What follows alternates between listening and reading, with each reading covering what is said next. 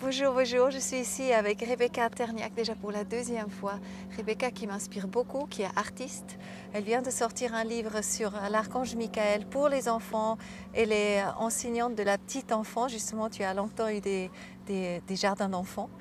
Et aujourd'hui, le archange Michael, je crois qu'il a un grand rôle. On a déjà fait une interview aussi une fois avec Isabelle Gouma. C'était magnifique aussi de vraiment connaître un peu la signification de cet archange Michael aujourd'hui.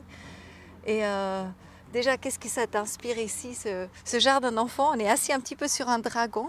Et puis l'archange Michael, on est d'accord, donc il saisit un dragon. Hein. Voilà. Donc peut-être tu veux raconter un petit peu. Alors déjà, c'est assez incroyable d'être là au chalet des enfants. Hein. Ça résonne chez moi puisque j'ai donné ma vie à la petite enfance en pédagogie Steiner-Waldorf, que je trouve la plus belle, hein, bien sûr, parce qu'elle allie l'artistique et la liberté de créer, l'imaginaire. Donc ce dixième livre que je viens de sortir, il s'appelle Le Chevalier de Michael. Il ne s'appelle pas Saint-Georges, Le Chevalier de Michael. C'est un peu une exhortation pour nous tous.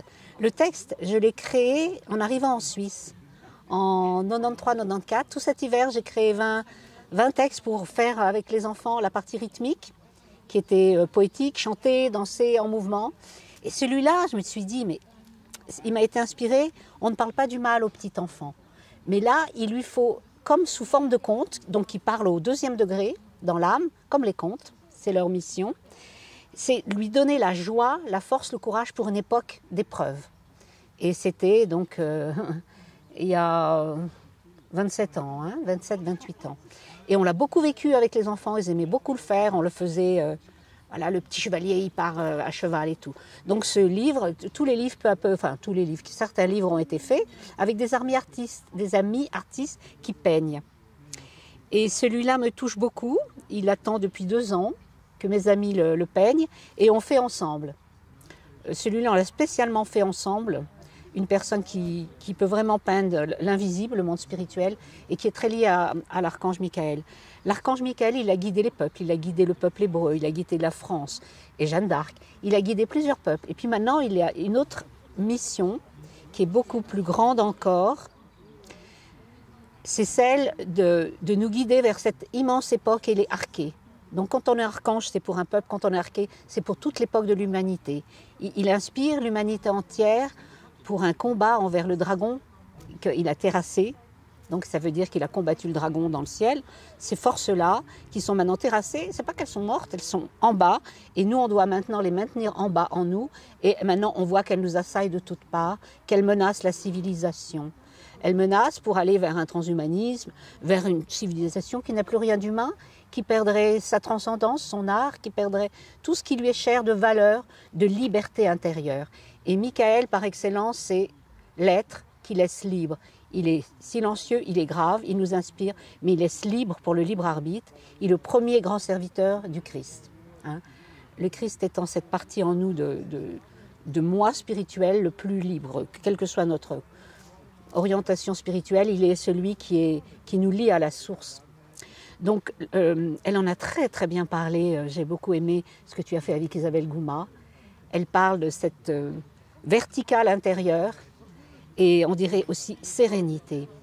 Ce qui est très important parce que nous maintenant, dans cette époque, tous les résistants qui luttons pour protéger ces valeurs essentielles de liberté, normalement imprescriptibles, qu'on trouve au moins 8 fois dans 8 textes ou 9 textes différents. David Vincent en parle bien. Ces libertés-là, elles sont attaquées de toutes parts. Et bon, on va dire que les vieilles âmes, elles vont savoir qu'elles sont venues pour ça et qu'elles vont protéger. Et les jeunes âmes qui sont innocentes du mal, qui ne savent pas la mission du mal est de nous booster, nous donner un coup de pied où je pense, pour qu'on se réveille et qu'on protège. Mais qu'est-ce que c'est ? On est responsable. C'est le maître mot pour ceux qui sont reliés à l'arché, Michael, c'est responsabilité. Amour, d'accord, mais amour et liberté, responsabilité. Je veille pour mes enfants. Quand tous ces gens disent, c'est très émouvant, moi je veux protéger l'avenir de mes enfants, de cette civilisation pour mes enfants. Et nous, les résistants, on veut... Voilà, tout le monde se lie dans tous les domaines. Les gens commencent à se rendre compte comment un passe, comme à la chinoise, là, le crédit social, pour nous contrôler dans tout, vacciner tout le monde sans regarder qu'on est en bonne santé, avec une injection en cours d'expérimentation, c'est un peu étrange.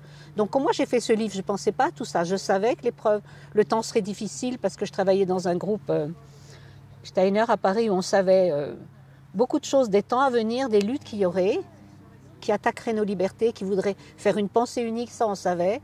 Mais on observait dans la civilisation, on se disait comment nous on contrebalance avec la biodynamie, la pédagogie, comment Et puis s'est levé tout un grand mouvement de jeunes qui le savent. Ils sont nés pour ça, ils le disent, je suis né pour ça et je suis né pour résister, pour servir. Et ils savent, il y a la source, on veut la servir, cette terre, on veut une nouvelle terre. Où on n'est pas dans la compétition, on n'est pas dans l'avidité, on n'a pas besoin de tout ce matérialisme qui nous écarte. Et les vraies valeurs sont en train de se trouver, mais les médias sont aux mains de gens qui peuvent beaucoup distordre la réalité. Donc, à l'époque, je n'ai pas fait exprès d'écrire ce texte du chevalier de Michael. C'est le chevalier de Michael qui est en nous tous, si on veut l'éveiller. Hein. Il est là, au cœur de nous. Voilà. Comment j'écarte ces deux forces du mal, une vers le haut, une d'illusion et une de dureté, de froideur, en bas qui nous mène vers le transhumanisme dans le confort, bien sûr, mais esclave, et l'autre dans l'illusion, on a déjà tout réalisé. Ben non, on a encore du travail, mais ça fait rien. On y va ensemble. La nouvelle terre, on va la construire pas à pas. Et ça, c'est ton thème, hein, la nouvelle terre, Humus. Comment protéger cette terre qu'on nous a donnée, ce cadeau d'une création si belle, ce paradis, qu'on abîme de plus en plus, qu'on empoisonne de plus en plus. Donc ça nous touche. Nos enfants, moi, j'ai pas élevé des enfants pendant 30 ans pour qu'ils soient maintenant muselés. Ils peuvent même plus s'exprimer. C'était le sujet de l'autre. Ils peuvent pas. C'est par la mimique et par la reliance de cœur à cœur qui se relie au grand. Ils peuvent plus. Tout est comme ça, fourvoyer, écarter les gens. Mais comment on peut faire alors, Marie-Rebecca, maintenant par rapport à l'archange Michael? Si on sait maintenant qu'il est là, comment on peut se relier à lui concrètement? Comment on peut puiser de sa force quelque part, non? Mais se relier à Michael, c'est se relier à l'être du moi spirituel en nous. Hein. C'est le Christ, on l'appelle le Christ, d'autres l'appelleront la source. C'est cette part que rien ne peut attendre, ni les ennemis d'en haut, ni d'en bas, ni de devant, ni de derrière. Une zone protégée en nous. Et quand on se relie là, son plus grand protecteur, dans les grands archanges et archées, c'est Michael, c'est le combattant de lumière. Mais il ne combat pas par elle. C'est le chevalier de lumière, parce qu'on parle toujours de chevalier de lumière. Quelque part, c'est lui c'est le chevalier de lumière. C'est aussi, nous on dit aussi le forgeron, parce qu'il envoie les pluies météoriques de fer météorique à l'été, qui à dose infinitésimale peuvent dans notre sang nous donner des forces. Bon, ça c'est des données en plus. Mais il est le forgeron du ciel, il est le chevalier de lumière. Et si on se relie pour une cause, voilà, c'est pas pour moi, mais pour protéger l'humanité tous ensemble. Pour servir en fait. Pour servir, en n'ayant pas peur. En n'ayant pas peur. En sentant sa force intérieure. On peut sentir sa force, mais dès qu'on se relie à la source, on se relie aussi à lui, puisqu'il est le plus concret, hein, qui donne cette force. Une force donc bien incarnée et bien équilibrée, qui part du centre de la sérénité, de la confiance, de cette confiance qu'on a, je sers et je serai guidée et protégée. Je ne sais pas tout, je suis tout petit. Je suis peut-être tout petit, nous sommes tout petits, mais tous ensemble, nous formons cette humanité qui l'inspire. Il inspire au-delà des frontières, au-delà des tribus, au-delà des religions. Vous êtes une humanité fraternelle qui servait. Et là, il inspire cette ouverture des cœurs à tous. Ça, c'est aussi l'inspiration de Michael. Donc tous. Et quand je réfléchissais comment j'ai fait cette édition, donc il y a 10 ans seulement, hein, 10-11 ans, c'était pour que ce ne soit pas juste ce que j'ai créé, puisque quand je suis arrivée en Suisse, c'est quand même fort, ces forces helvétiques, c'était aussi des gens forts, les Helvètes, c'était aussi des chevaliers qu'on venait chercher. Et on voit ce pays est créé avec des bases spirituelles, avec Nicolas de Flue. On avait fait une vidéo aussi une fois avec Werner justement où on a parlé de Nicolas de Flue. Je me rappelle au bord de... Ouais. À Fluely, au bord de l'eau. Oui. Eh bien, c'était étrange que j'arrive dans cette année-là et tout l'hiver, j'ai créé 20 rondes, c'est-à-dire, c'est comme des petites comédies musicales, chantées, dansées, pour chaque mois de saison. Et c'est venu avec ces forces-là. Et donc c'est étrange que ça s'est fait en Suisse, qu'il y a cette mission spirituelle de la Suisse, et on est là, on peut encore faire des choses, on est inspiré, et les lois nous permettent encore de protéger nos libertés, et cette liberté intérieure, on le sent. Moi, je viens de Paris, hein, il y a 28 ans, 27, 28 ans, et je sentais que tout était sclérosé, mais moi, c'est ma sensibilité. Peut-être d'autres arrivent, moi, j'arrivais plus. En tout cas, je me suis trouvée là, et cette petite édition, je disais, pour donner nourriture aux enfants de la terre, à la beauté du monde, pour que les images de lumière le nourrissent, les images des peintres, qui montrent le lien à Gaïa, le lien spirituel de Mère-Terre, et qui montrent le lien ciel et terre, hein, spirituel, par la couleur guérissante et par la poésie guérissante. Donc le logos qui est restitué. Et cette édition s'appelle La lyre d'Alizée. C'est la lyre d'Orphée, je disais, c'est la lyre d'Orphée, comme mon jardin d'enfants, c'était l'oiseau lyre. Donc la lyre d'Orphée, la lyre des poètes, qui donne encore un sens au verbe, qui est beaucoup distordu. Et maintenant, il a tardé ce livre, mais il arrive vraiment pour donner du courage, même pas seulement aux enfants, aux hommes. Mais ces livres sont faits avec des peintures qui ne sont pas bébés, des textes qui ne sont pas bébés, donc ils nourrissent aussi les adultes, hein, on va dire. Et donc pour moi, c'est important qu'ils soient à la disposition de plus nombreux. Et j'ai pensé à faire une action du tiers du prix du livre pour les Amis de la Constitution, pour soutenir toutes les charges qu'il y a pour la campagne de la votation du 28 novembre. Donc voilà, j'ai eu l'agrément des personnes concernées. Et donc tu sors le livre, il sort le 15 octobre. Il sort entre le 15 et le 20, voilà. Cadeau aussi pour Noël, etc. Donc vraiment c'est une action en même temps pour en fait se ressentir qu'on fait partie de cette résistance aussi, de se lier aussi vraiment consciemment avec l'archange Michael quelque part. Et en même temps on soutient tout ce mouvement qui est en train de se créer. Et... Oui. Ça tombe bien. Et on est maintenant à l'anniversaire, c'est très touchant parce qu'on est là dans le lieu des enfants. Ouais.